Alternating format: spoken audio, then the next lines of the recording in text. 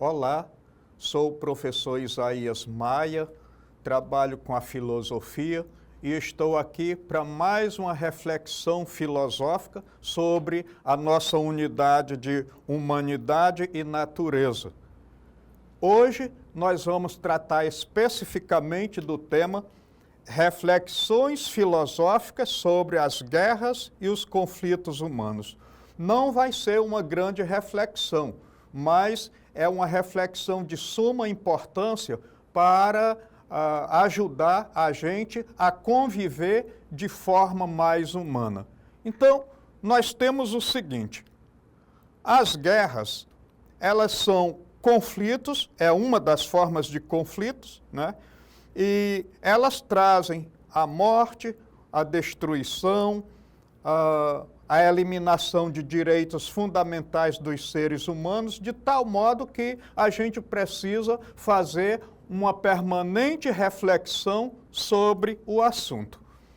Então, guerras e conflitos humanos são, ao longo da história, alimentados por uma variedade de fatores, incluindo disputas territoriais, divergências ideológicas, diferenças religiosas, busca por recursos e questões de poder, ou seja, questão política, e também por questão de controle.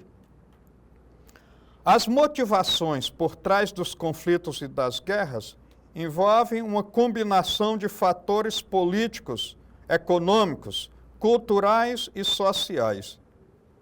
E quais são as consequências? As consequências podem ser devastadoras, resultando em perda de vidas, destruição de infraestruturas, crises humanitárias e deslocamento de populações.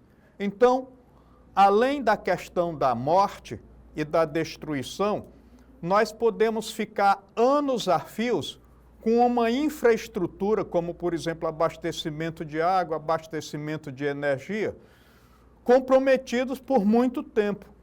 E isso é um fracasso para a humanidade como um todo, principalmente para os povos que são atingidos por essas guerras, por esses conflitos. Então, alguns aspectos negativos das guerras e dos conflitos humanos. A gente não pode elencar todos, até porque a gente não pode, é coisa que a gente não pode esgotar.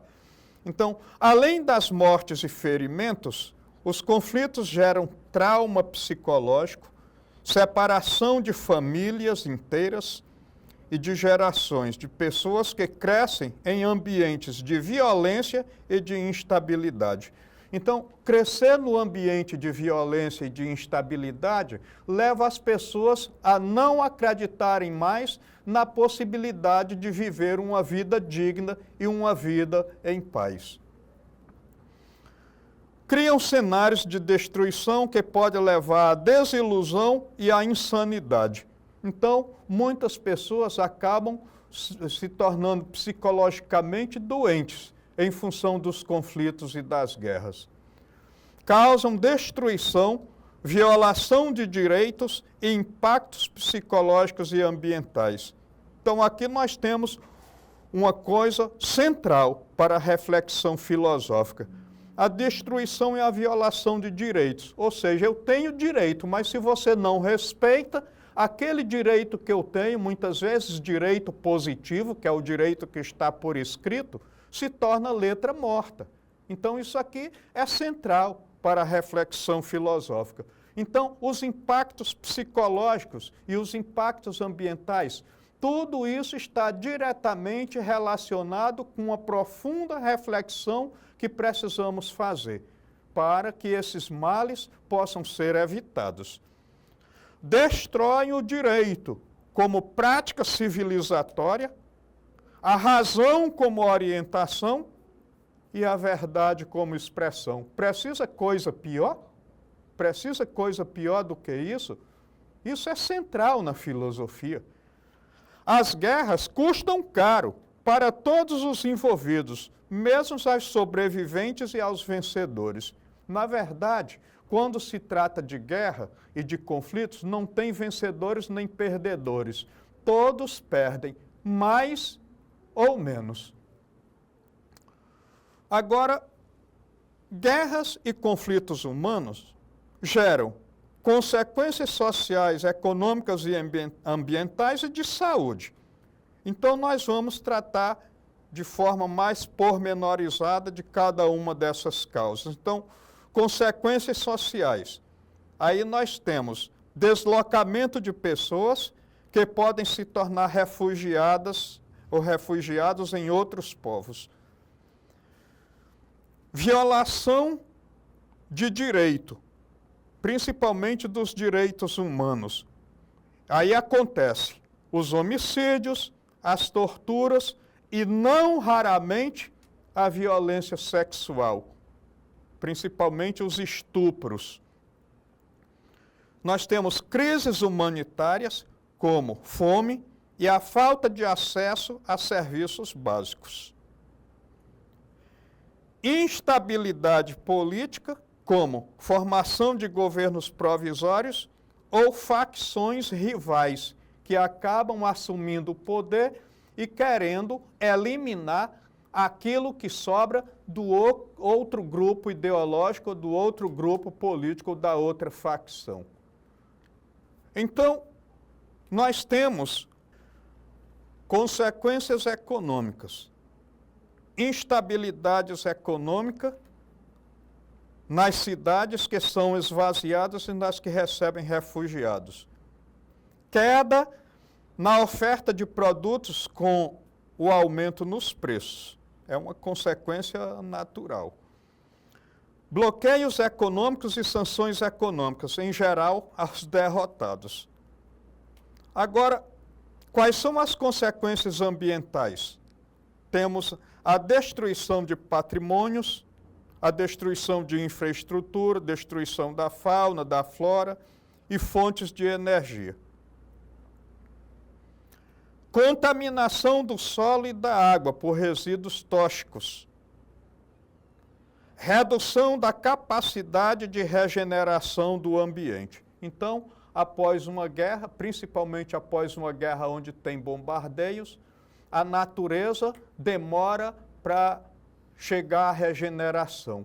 E também a sociedade humana demora para se regenerar de muitas coisas. E as consequências de saúde, quais são elas? Bom, epidemias, surto de doenças como cólera, sarampo e outras mais. Dificuldade de acesso a cuidados de saúde preventivos, como vacinas e outros medicamentos. Exposição à radiação, que pode causar modificação genética no ser humano, nos animais e nos vegetais. Ao que parece, um dos insetos que aguenta muito a radioatividade é a barata, mas nós não podemos construir uma sociedade apenas de baratas.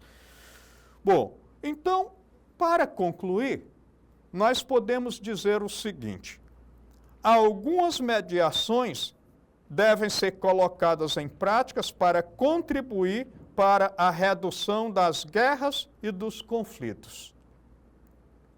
Então, em primeiro lugar, a diplomacia e a negociação para promover a paz e a cooperação internacional no sentido de evitar as guerras e os conflitos em geral. A compreensão dos erros e acertos do passado, que podem ajudar a desenvolver estratégias mais eficazes para a paz e a segurança. A educação sobre as causas e os impactos das guerras, bem como fomentar o entendimento e respeito entre diferentes culturas em prol do pacifismo. E, finalmente, temos o exercício do cosmopolitismo. A palavra parece um tanto difícil de ser entendida, mas, na verdade, o cosmopolitismo, ele aponta para aquela ideia de que nós devemos ser um cidadão universal. Então, supomos que eu, professor Isaías, me candidate e ganhe a presidência da República do Brasil. O Brasil não é uma republiqueta. O Brasil é um grande país, é um país que tem uma conotação mundial. Portanto, eu não posso olhar só para o meu próprio umbigo, cuidando só do meu próprio povo. Eu tenho que ter um cuidado pelo mundo. Por exemplo, na questão ambiental, eu não posso tomar uma atitude unilateral.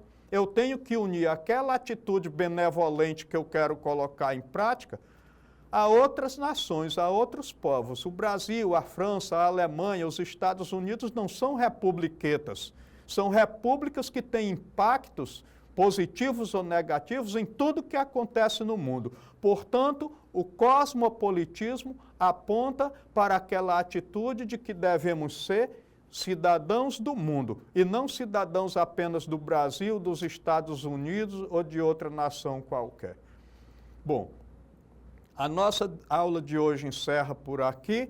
Espero que a nossa reflexão tenha ajudado muito para que a gente possa promover um mundo com mais justiça e paz e que a gente possa levar em frente projetos de humanização.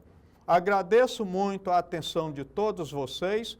Visitem a plataforma para acesso total à nossa aula, inclusive a essa videoaula, e eu espero vocês em outra oportunidade. Muito obrigado e até lá.